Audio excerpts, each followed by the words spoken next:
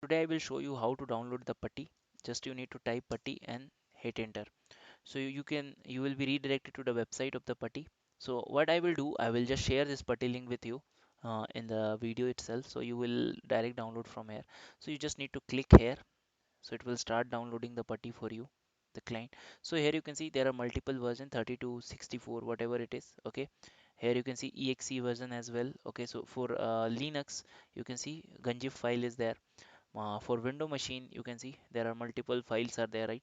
So you just need to hit putty.exe of 64 bit, and you can see it is installed over here. What you need to do, you need to just double click on it. Okay, and the putty is on in front of you, right? So I will show you how to use that putty now. What you need to do, you just need to copy paste the IP address in the previous class which we did, right? Ifconfig, copy this IP address. Okay, go back to putty, paste this IP address, and this port number should be always 22 and it should be SSH. Load, no need to load, just open it. So so connection is refused, you can see. So what I will do, I will open my command prompt. I will check I'm able to ping that IP or not. So in order to do so, what I will do, I will try to ping the IP which I copied here. See, I'm able to ping this IP, means that there is no issue with this IP of this Linux machine IP. Okay, so okay, let me close this putty. Let me open the putty back. Let me type it here. Okay, so right now I can see it's not allowing. The reason could be the firewall is not allowing to do that. So in order to disable the firewall in the Linux, you need to type sudo ubuntu firewall disable and hit enter. You can see firewall has been disabled. Let me try back. Let me close it. Let me open the putty new session. uh, Let me type the IP address. What was the IP address? Ifconfig. Okay, this one, ethernet 8, which you set now. This one is not the IP which you set just a moment back. Paste it here and try to open it. You can see network again refused. It's not allowing right now.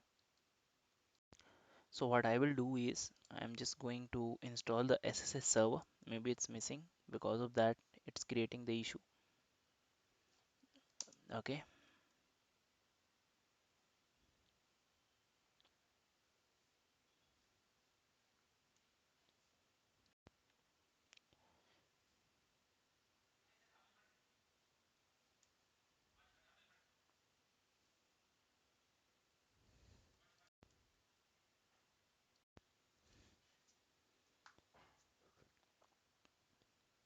yes, it's done. So what I'm going to do, I'm just going to open the putty back and let me paste the IP address and let me click open. So you can see I'm able to open, just hit yes. So it was only because the SSH server was not there. So let me log in as root itself. You can log in even as Sanjit, whatever you want. Okay.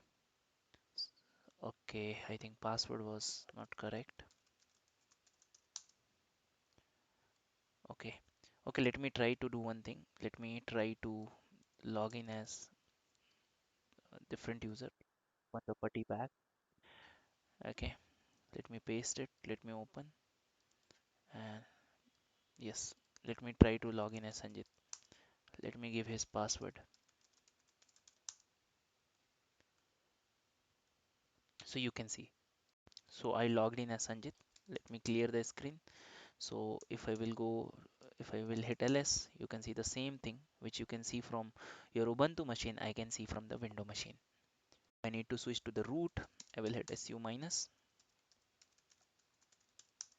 Okay, I can switch as a root. So if in the beginning itself I try as a root, but there is no root user externally existed. There is, while login time only Sanjit come, right? There is no such user come root. So that's why. So what I can do from here, I can switch back to the root. Okay. So yes.